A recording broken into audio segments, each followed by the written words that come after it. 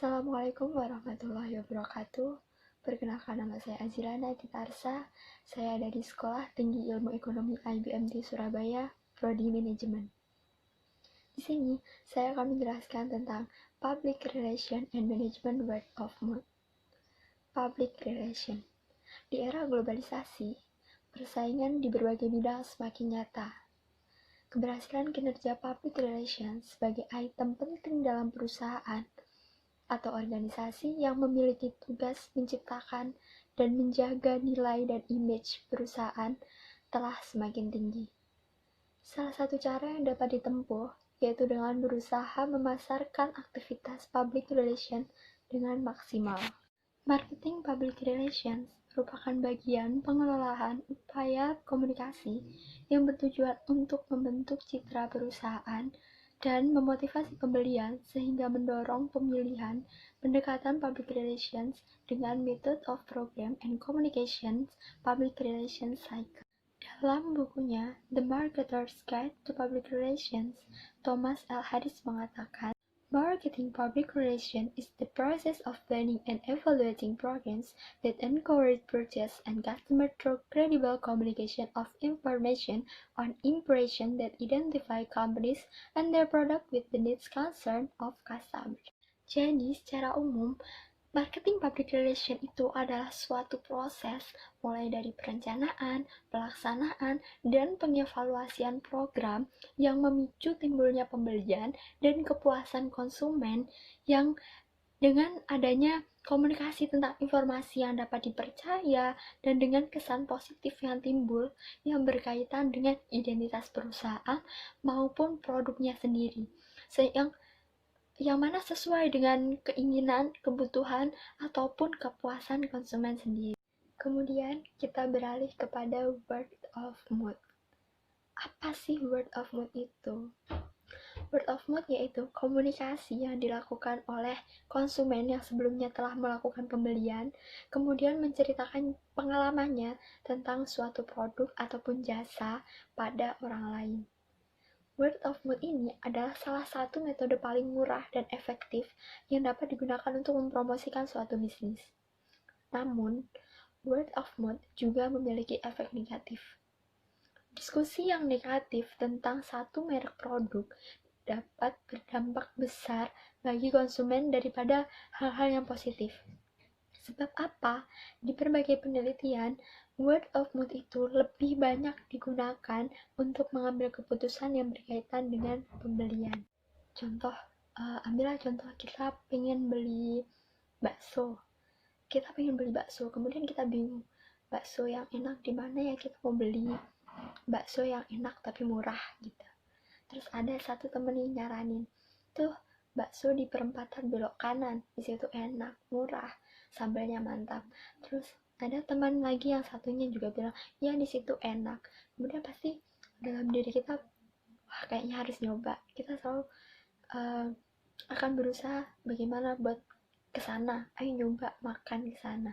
Itu contoh lagi kalau kita makan bakso, pengen bakso di seberang jalan, pengen makan bakso di situ, kemudian ada temen yang bilang, jangan, di situ baksonya nggak enak, sambalnya dikit, nggak pedas, kemudian pentolnya kecil-kecil, pasti kan kita kayak mau ke sana, nggak jadi deh gitu kan. Itulah efek dari word of mouth, bisa mempengaruhi seseorang yang tadinya tidak ingin membeli jadi ingin membeli, yang tadinya ingin membeli jadi tidak ingin membeli, karena pengaruh dari kata-kata dan pengalaman konsumen sebelumnya. Namun, bagaimana word of mouth digunakan di era hampir semua orang lebih fokus dengan gadgetnya masing-masing? Dengan adanya media sosial di sekarang ini, proses saling tukar informasi dan pendapat lebih mudah daripada sebelumnya. Media sosial membuat one-way communication menjadi two-way atau bahkan multi-way communication. Mereka dapat menjangkau ribuan orang hanya dengan sekali ketik dan klik di komputer maupun di gadgetnya masing-masing. Hal seperti ini yang akhirnya memicu timbulnya penerapan electronic word of mouth. Perbedaan yang signifikan antara word of mouth dengan electronic word of mouth yaitu dalam jangkauan luasnya jangkauan yang terjadi, di mana si pemberi informasi bisa menjangkau begitu banyak orang di luar sana, bahkan di dunia ini, untuk bisa menerima informasi yang dia berikan. Contohnya seperti ini. Kita ingin membeli suatu produk. Ambillah lipstick. Ambillah lipstick. Kita ingin membeli lipstick, namun kita bingung akan kualitas yang ditawarkan. Apakah dia benar-benar bagus sesuai klaim yang perusahaan janjikan atau tidak.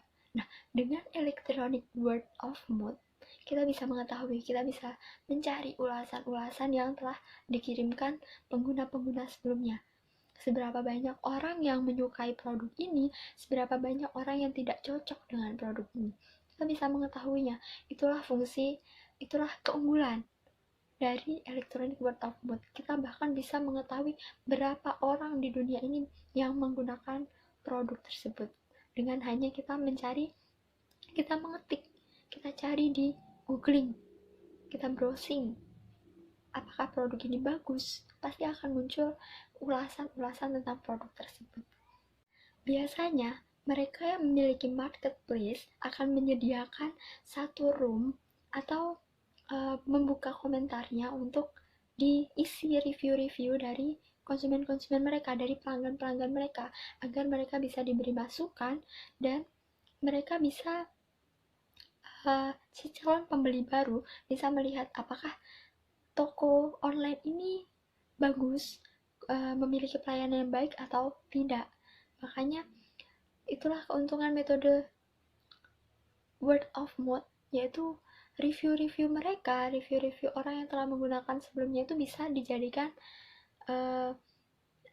ajang promosi yang secara tidak langsung mereka lakukan tanpa kita harus mempromosikan, kita membayar mahal, tapi mereka yang memberi review itu secara tidak langsung telah memberikan promosi gratis terhadap kita. Karena dengan kita memberikan kualitas yang baik, pelayanan yang baik, mereka yang telah membeli pada kita pasti akan memberikan nilai yang baik juga terhadap kita, memberikan review yang baik, dan merekomendasikan kita, toko kita, ataupun produk-produk kita kepada teman-temannya, kepada orang lain, bahkan kepada seluruh orang yang melihat website kita, dengan mereka memberikan review, dengan mereka memberikan komentar tentang diri kita. Maka dari itu, jika kita ingin